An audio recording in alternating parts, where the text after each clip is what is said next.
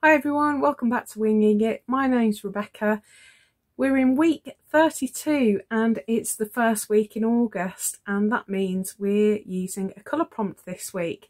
If you've been watching over on Instagram, you'll know that this month we're going to be exploring hot colours.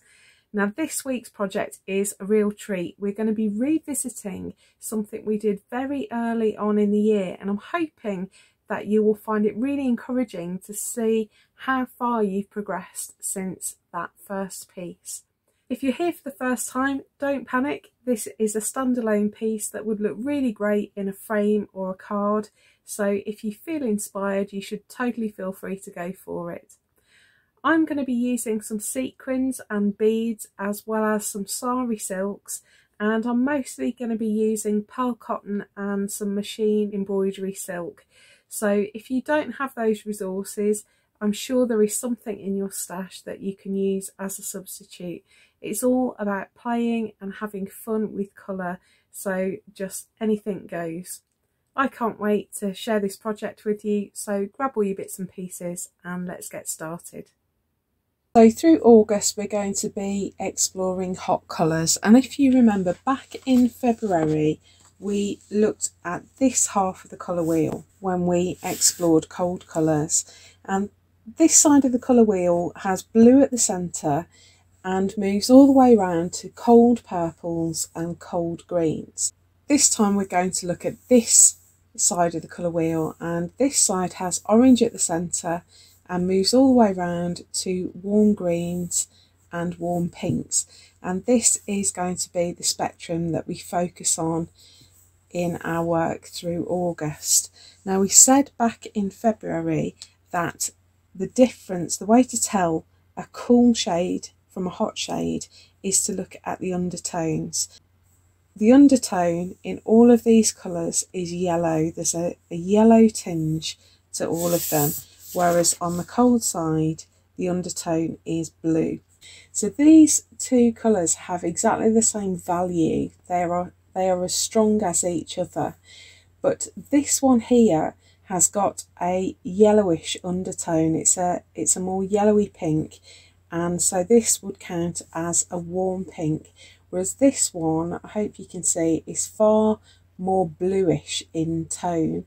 And so even though they're both very strong colours, neither one is lighter or darker than the other, they very obviously look different, and that's because one is a warm colour and the other is a cold colour. A good measure is to get hold of a blue thread and see which one looks more harmonious. So you can see that this cold pink looks far more harmonious with the blue than this warm pink. This one jars a little bit. Now, as I said in February, it's perfectly possible to use warm and cold colours together in the same piece, but if you want your piece to be part of the same colour family, try and look for warm or cool colours according to what you're trying to create.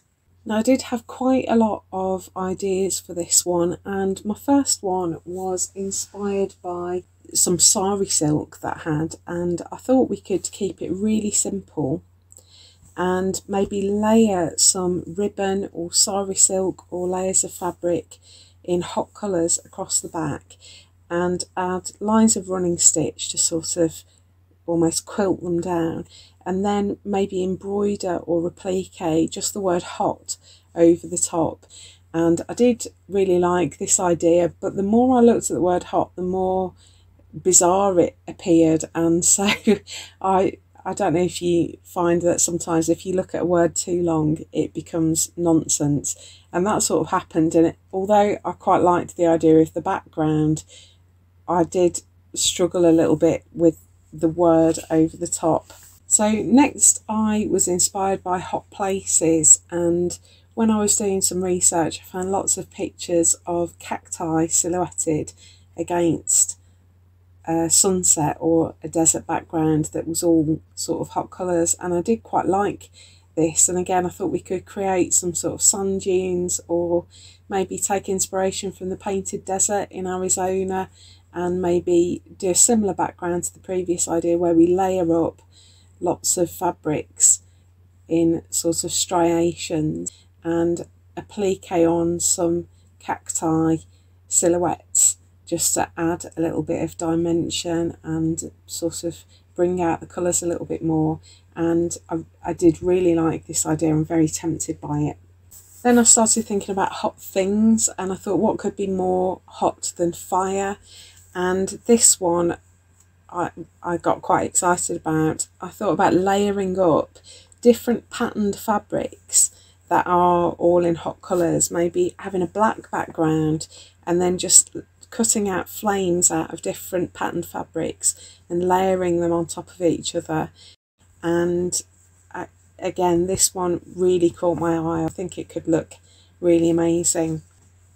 But I kept thinking back to our February Cold Colours page and the fact that we started our Cold Colours inspiration with a sort of abstract Northern Lights that had beads, and we were doing laced and threaded stitches at the time, and we put all of our lace stitches along the lines and lines of beads and things like that. And I just love this so much. And I thought, wouldn't it be interesting, just like we are doing a series of our trees, I thought it might be nice to do something similar and do a hot colours sky. And so I came up with the idea of a sort of sunset scene. We could have a dark coloured silhouetted sort of rough landscape and just use our hot colours to make sun rays coming out from the sun. And although this stitching won't necessarily use our stitches of the month, I thought this was too nice an idea to worry about that. So this is the idea that I'm going to work with, but you should feel free to do any of the ideas that I've suggested or completely one of your own. It's entirely up to you. I've collected together a range of hot coloured resources. So starting over here, I've got a bunch of Sari silks. I absolutely love using these, so that's going to form the basis of my background. Then I've got some machine silks, and I haven't used these for a while. I've got a sort of love-hate relationship with these because they've got a mind of their own, but I really like how iridescent they are, and I'm hoping the camera's picking that up. Because these Sari silks are all fairly plain, we're going to go to town with our stitching. I've got some pearl cottons here, and again I've picked out some hot fiery colours that I think are going to work.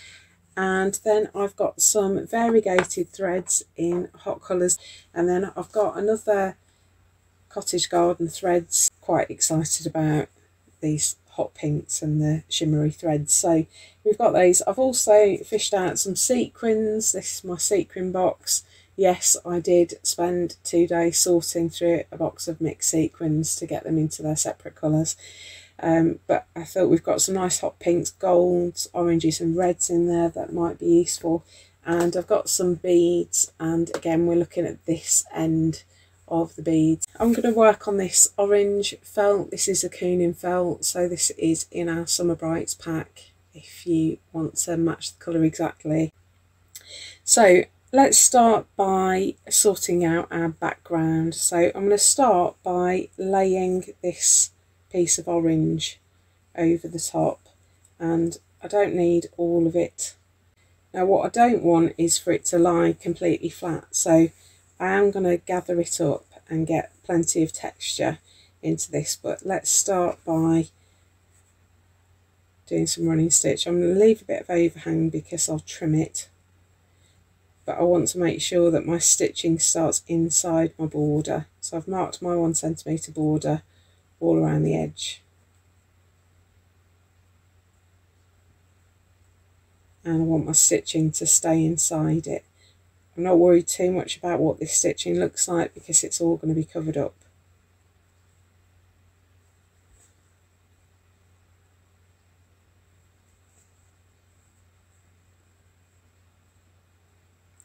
So we're just tacking things in place at the minute, and I'm just going to sort of bunch that a little bit.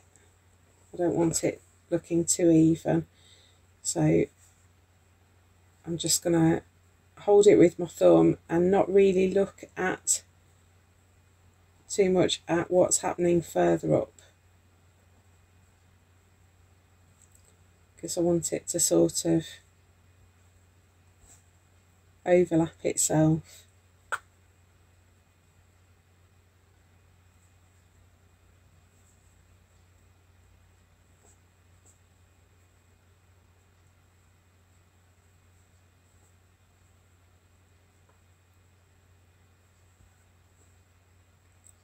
So again, we're doing a little bit of gentle fabric manipulation here, just squishing up the fabric and creating ruffles. You could stitch it and gather it if you want to. If you want to know some fabric manipulation techniques that you can use, I'll put a card at the top of the screen and you can go and watch that fabric manipulation video that we did.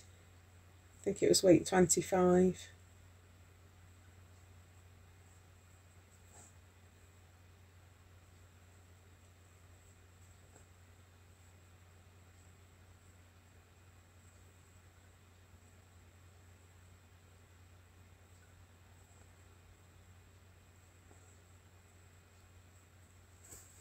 So we've got quite a lot of texture there, and I'm just going to add lots of rays in a similar way. So Sari silk often comes really quite crumpled, and I'm just using it as it is.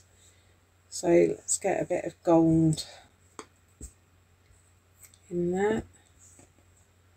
So I haven't ironed it or anything like that.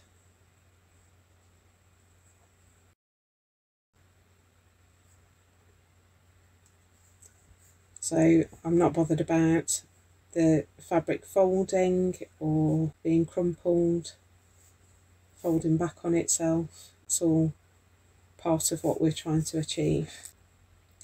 What I'm trying to do is get them radiating out from a sort of central point. If you haven't got Sari silk, if you've got some strips of cotton, an old bed sheet or tablecloth, something like that, you can cut some strips and colour them yourself. You could use fabric scraps like we did back in February. I'll put a link to our cold colours video at the top there as well, so that you can, if you're not sure about what we're doing, you can go and watch that and see how we went about the process back then. So my running stitches are showing there, and it doesn't matter because we're going to add lots of lines of stitching over the top. I'm going to start going up the centre because I want my lines of stitch to sort of radiate. So I'm working harder now to make my stitches more regular.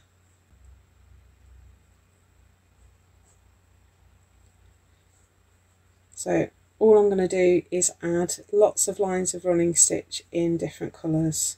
I'm just going to stick with my machine silks for this stage of it though. And I don't mind if my lines don't completely line up with each other. What this is doing is sort of taming some of those ruffles and gathers and holding it down in place. So you get the idea what I'm doing, just going backwards and forwards with running stitch. I'm going to add in some more of those and then we'll come back and look at the next stage. So I've put in my lines of running stitch and we've managed to tame the fabric without losing too much of the texture, which I quite like. And so now I'm adding some decorative stitching. I've threaded up my needle with some pearl cotton and I'm just putting a line of chain stitch down sort of between the yellow and the orange rays there, but I'm not following it directly. I want it to be a little bit more organic. So I'm just working my way down. If you're not sure about chain stitch, or in fact any of the stitches that I'm going to use, I'll only use ones that we've covered in our episode so far, and I'll link the stitch tutorial playlist at the top there, so you can go and find any of the stitches you're not sure about. So while I've got my magenta threaded, I've got some magenta over here, so I want to balance it out over on this side. a little bit, and I think I'm going to put a line of, let's have a line of,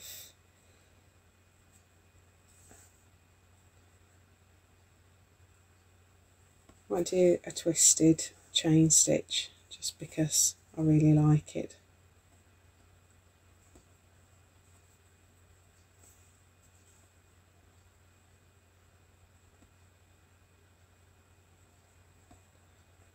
And I'm putting this right in the middle of that green because I want it to stand out really clearly. So with this decorative stitching, I'm really looking for places where I can balance out the colours. So I've got, this is quite a bright red, so I've got that over here. So it might be nice to have some brighter red up here maybe. So this one, I think I'm going to do a whipped back stitch.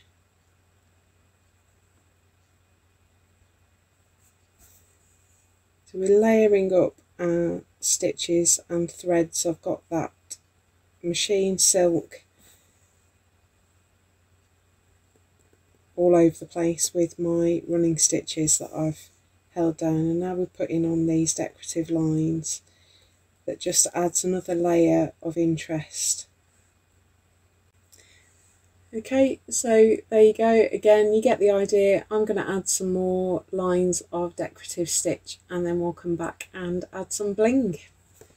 Right, so I've added in quite a few lines of stitch, so I'll just show you up close what I've done, if we can focus. So I've got a laced back stitch there, I've got some twisted chain, I've left them quite far apart, so got that one there, and there's some Cretan stitch there. I've done a double chain stitch down here in this dark red, a whipped back stitch, got my chain stitch that I started with, I've got some more twisted chain there, I've got my chain stitch back stitch combination. I absolutely love that stitch, don't know what it is about it, I just love it. Then I've got some open chain stitch, cable chain stitch, and a bit of Pekingese stitch there. It's starting to look really nice. So if we do our little aperture trick, we get a much better sense of the effect of that. So I think now it's time to add a bit of bling, and I just want to test out these sequins. I don't know whether they're going to seem too big, so let's just place a couple on. No, I think we can get away with it. So I've left my needle threaded up with some pink, and what we're going to do is add a line of sequins that are going to overlap each other. So I'm going to do a mixture of hot colours and try and keep it random. So I've got my first sequin on, and I'm just going to go back over it like that.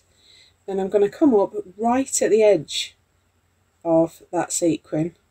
Hope you can see that. Come up right at the edge of the sequin,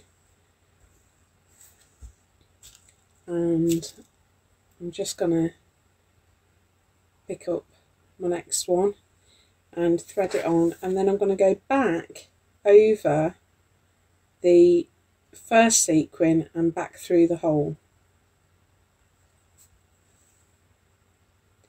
I haven't used a lot of sequins in our project so far, so once you get going with this, it naturally finds its way. So I've just made sure that second sequin is tucked over the first one and lying flat. So again, I'm going to come up at the very edge of the sequin. Let's have a gold one. It's going to go up through the middle of the sequin and back over the previous sequin and through the hole, and then up at the edge of my next sequin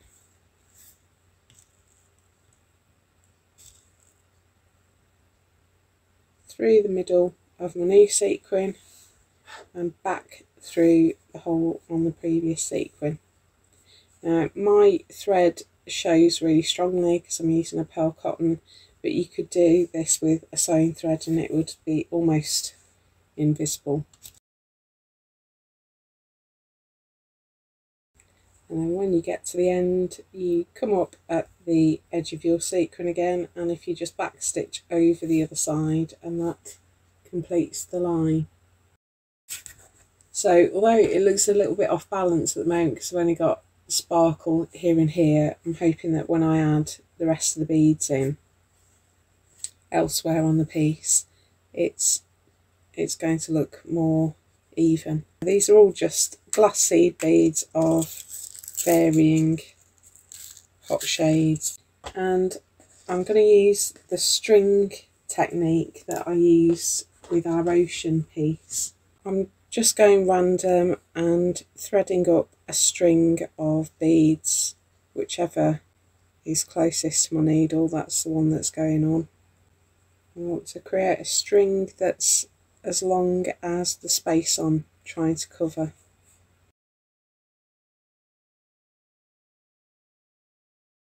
So I've got my string of beads on there, and I'm just going to choose my angle and take my thread back down at the end like that. I'm just going to knot it just to secure it so that I don't have any problems if the thread breaks. And then I'm just going to go here and there and just stitch over the top of the string and let my thread go down in between two beads.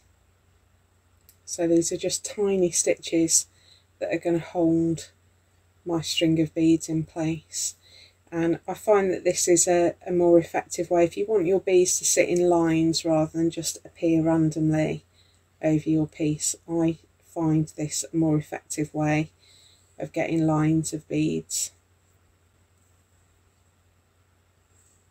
Sometimes you want them to sit at different angles against each other, but I do like this method for getting lines of beads. So now I've got a bit of sparkle somewhere else as well. I might have to come in and put another line of sequins. I'm wondering whether one would look good there. Let's get another string of beads in. So there's our bling added. Really loving that. I think that looks fabulous. So again, let's get our aperture just so we can get a sense of where we're up to. That's how we're looking so far. Yeah, that's really making me happy. So what we need to do is cover up these ragged edges. I really like the dark aperture around it. I think it makes the colours really pop. And so I could use black, but actually what I thought was we could use a dark brown because it fits. I know it looks black, but it is dark brown. It fits with our hot colours. And if you remember back in February for our cold colours we used a navy blue, so I thought this would bring a bit more harmony to those pieces. And what I'm going to do first is just mark a 1 centimetre border all the way around, just in my white heat erase pen.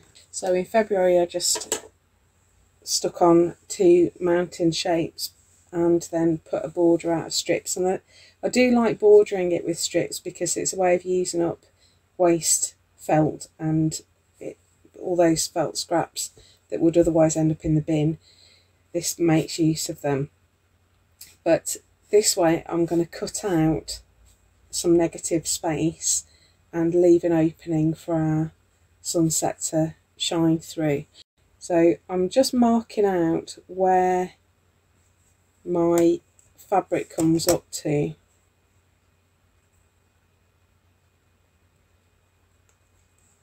So we originally left space for the sun, but now I'm wondering whether it needs a sun at all.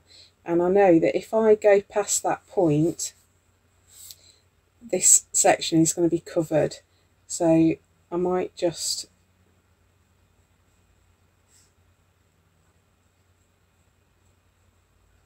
make a bit of landscape, something like that.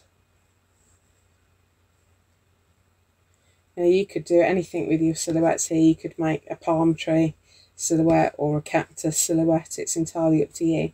But this here is the space that I'm going to cut out. So I'm going to cut inside here.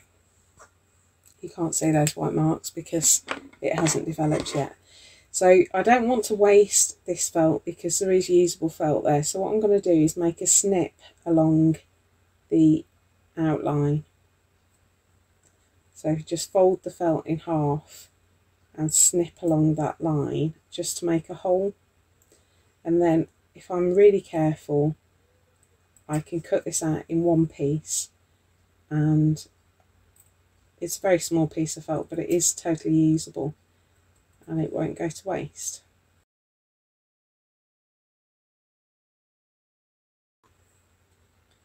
So there I've got my frame, and I could use it either way around.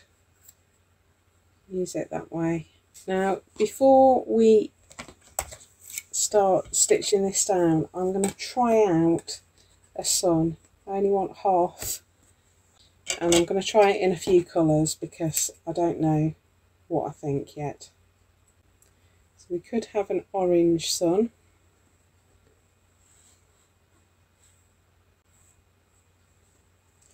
No doubt you'll tell me in the comments what you think I should have gone for.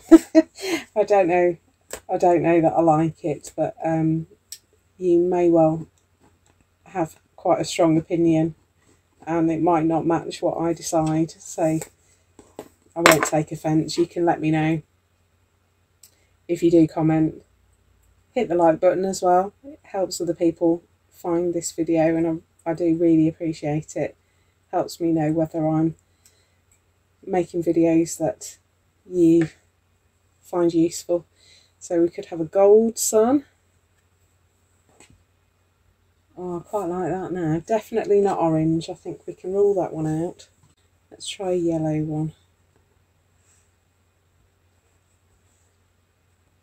Oh, that one looks quite nice as well.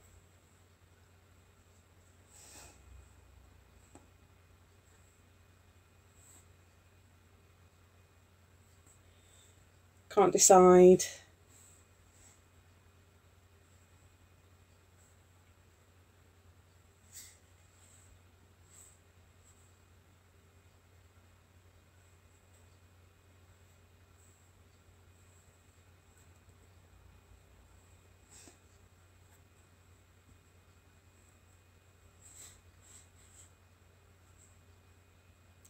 I think I'm going to go with that gold one. I think it's the warmer colour. No doubt. There'll be a good portion of you, I can't decide. Maybe I like the yellow one.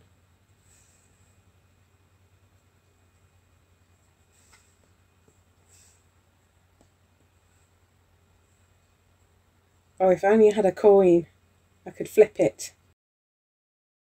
I'm going to flip a button. Heads, it's yellow. Tails, it's gold. Gold. And I hit the camera. Right, we're going gold. Right, let's stitch our sun in place first. So I've got some gold machine cotton here, and I'm just going to use an applique stitch to just catch that down. Okay, so now we can bring our frame back in. I'm just positioning the frame so that I get the best view of my sunset. So I've got 2 strands here of dark brown embroidery thread, so it matches the felt.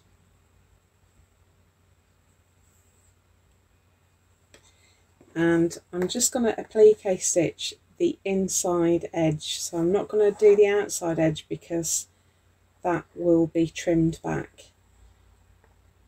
So I'm just, you could blanket stitch this if you want to, but I'm just going to applique stitch.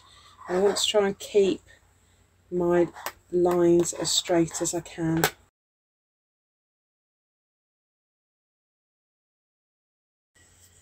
Okay, so here's our finished hot colours piece. If I bring it up close, you should be able to see the stitching there and the sequins and the sparkle. And I've just trimmed it back to my normal size of panel once I've trimmed it. So I trim it back to 9 centimetres square, and it's a little bit uneven, but this will be covered over by next week's panel, so that's why I've left a little bit more on the right than there is on the left. And it's still open at the side, but that will obviously be caught in when I put my page together. So I hope you've enjoyed that one. It's a very different set of colours for me, but I really like it. I'm just loving the heat of that sort of colourway. I think it just looks magic. And if I bring it back next to our cold colours piece, you can see there's some harmony there between the two, and you can also see that we've moved on quite a long way. So this was so simple with just our straight stitches and lace stitches, and now we're getting far more sophisticated with our skills, so we can almost track our progress through the year. I hope you've enjoyed that. I can't wait to see what you've come up with for this prompt. Do share your work with #FSHWingingIt, and if you also add #FSHWingingIt32, we can see all of these pieces together in one place. If you would like to have a go at the cold colours panel, now you've got a taste for it, you can click on this video here, and up here I'll put a link to a video that's best for you. If you haven't already, do hit the like button and let me know that this is the kind of video you want to see. And if you'd like to subscribe, you can tap on our logo here, and that will make it really easy for you. Happy crafting, and I will see you in the next video. Bye!